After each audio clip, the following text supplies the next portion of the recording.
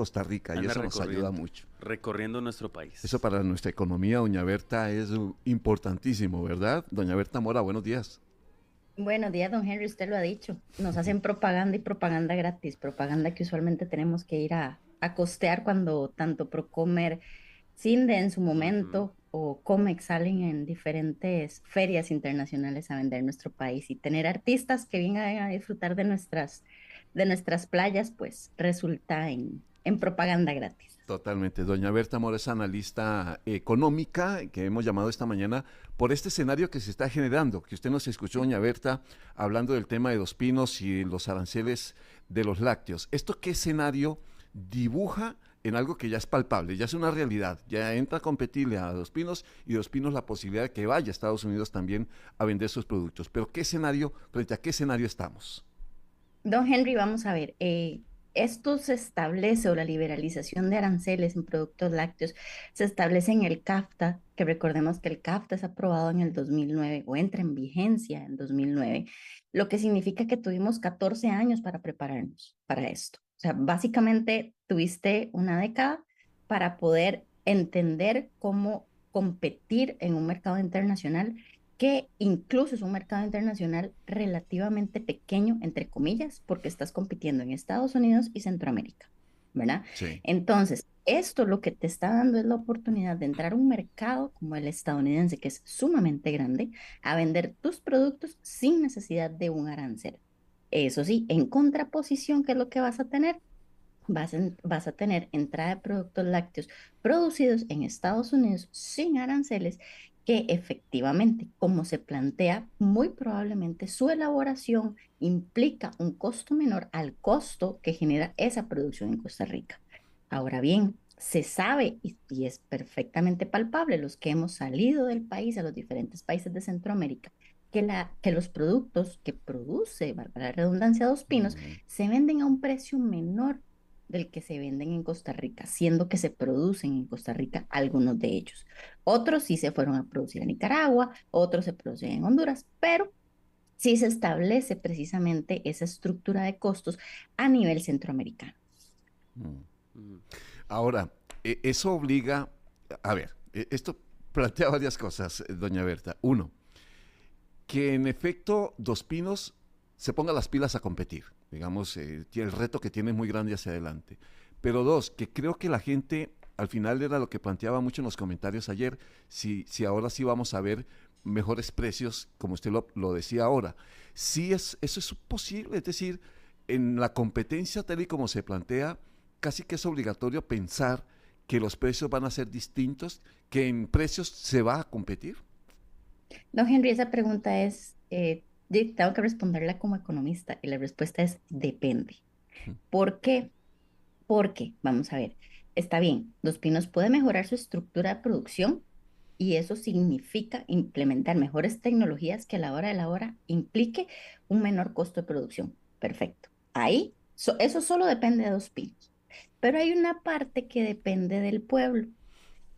El pueblo costarricense es sumamente, vamos a verlo, nacionalista, Ujú. ¿ok? Mm. Lo que significa que el tico te consume Dos Pinos. Nosotros lo vimos hace unos años con la entrada de Lala. Lala entró muy fuerte al país, Lala compraba la leche en Costa Rica, producía en Costa Rica, producía más barato que Estados Unidos, que la Dos Pinos, perdón, y vendía a muchísimos mejores precios de lo que vendía Dos Pinos. Ujú. ¿Y qué hizo el pueblo? El pueblo siguió consumiendo Dos Pinos. Así fuera más caro en contraposición al producto que vendía Lala. Siendo que Lala no era que el producto se importaba de México, no era que se Ujú. producía en Nicaragua y se venía para Costa Rica, no, se producía en una planta en San Ramón Ujú. que Lala generó, construyó, hizo y se compraba la leche al productor nacional y todo se hacía aquí, ¿verdad? Entonces, hay un tema nacional que no necesariamente va a implicar que el precio vaya a bajar. ¿Por qué? Porque los gustos y las preferencias de la gente siguen siendo guiados hacia un producto en Claro. particular, que Sí. es una marca. Uno está casado con una marca, Exacto. a un tipo de mantequilla, a un tipo de leche, a un tipo de yogur, a un tipo, o sea, te vas hacia esa marca. No importa la otra que venga, y hay un tema de qué quiere consumir la gente, Es ¿verdad? que, Y eso le corresponderá a la Dos Pinos ujú, generar sus diferentes estudios de mercado para identificar sobre gustos y preferencias de la gente a donde ellos eventualmente pierden mercado sí. para entrar más fuerte. Doña Berta, esos productos prácticamente lo único que uno conoce, ¿verdad? Porque lo que ha hecho Dos Pinos a lo largo de los años es consolidar su marca. De repente el reto para Dos Pinos no es dentro del país, hacer que la gente siga consumiendo sus productos porque ya lo dice usted por el nacionalismo, sino el reto de Dos Pinos es llevarlos afuera, hacia el mercado norteamericano específicamente, ni siquiera Centroamérica. Claro, ahora ya uno encuentra productos Dos Pinos en Ujú, Estados Unidos, ujú. ya uno lo hace. Sobre todo los encontrás en sectores de Estados Unidos donde la colonia costarricense es muy grande. New New Jersey, Jersey. Nueva York, Ujú, Texas, la Florida, lo encontrás en California, ujú. que son estados dentro de los Estados Unidos donde de una u otra forma el tico ha decidido emigrar, ¿verdad? Entonces ahí es donde uno encuentra el producto. El reto está en que la propia Dos Pinos encuentre la senda para lograr posicionar estos productos en Estados Unidos que con precios competitivos puedas competir precisamente con lo que ya se vende Ajá. allá, lo que se produce allá, ¿verdad? Y competir en calidad, competir en precio y etcétera, ¿no? Entonces, el beneficio del tico, ¿dónde estaría? Si dependemos de ese nacionalismo para que los productos que ingresan acá en al país... ah, ¿Puedo hacer ah, una pregunta s- tonta?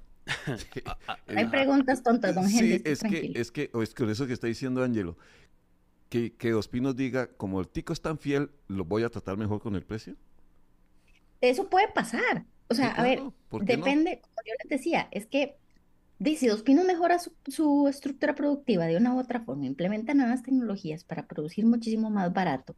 Esto lo que va a generar es un rebajo en costos y por ende, al tener un rebajo en costos, yo lo que automáticamente puedo trasladarle al consumidor final es una rebaja en precio.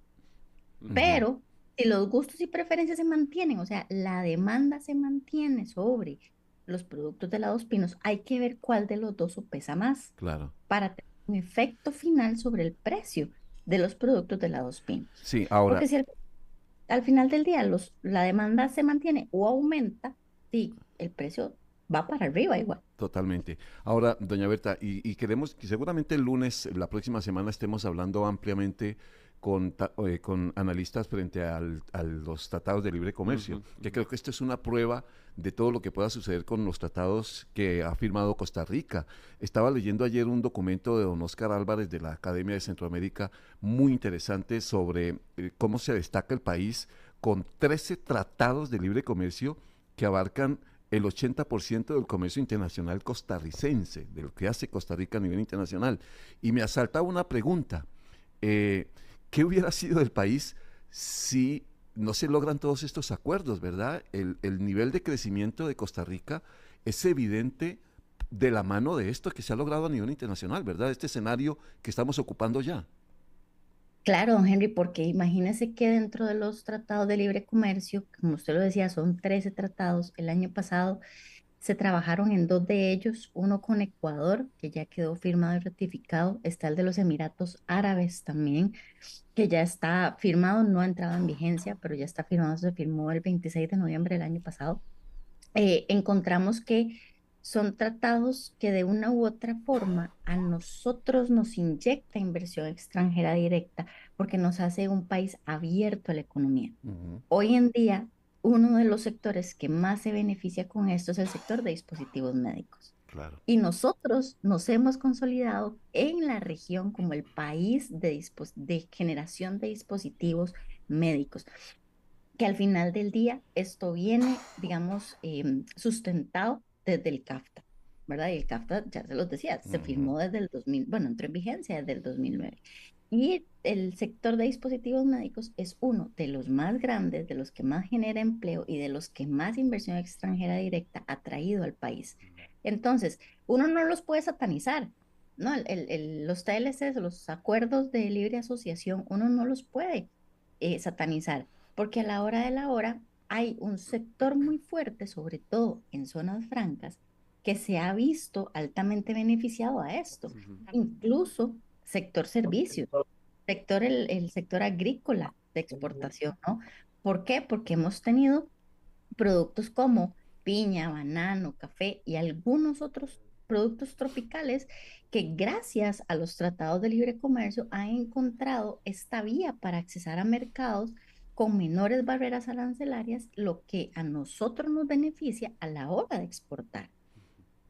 Claro, doña Berta, quiero agradecerle muchísimo. Es que el reto que tiene, y por eso queríamos plantear esta posibilidad que podemos hacerlo con usted y más invitados por el horizonte que tenemos. Es decir, lo que viene para el país, lo que se vislumbra con acuerdos que van a añadir, eso sí, nuevos escenarios para el país. Está, por ejemplo, la Alianza del Pacífico, el ingreso al Acuerdo Transpacífico, el TLC entre Centroamérica y República de Corea. No, es que el escenario va a estar muy interesante. Así que, doña Berta, hay mucho tema para hablar, pero lo vamos a hacer a partir de la próxima semana. Con muchísimo gusto, don Henry, siempre será un placer. Y feliz año, ¿no? Igualmente, feliz año para usted y Ángelo. Gracias. Doña Berta.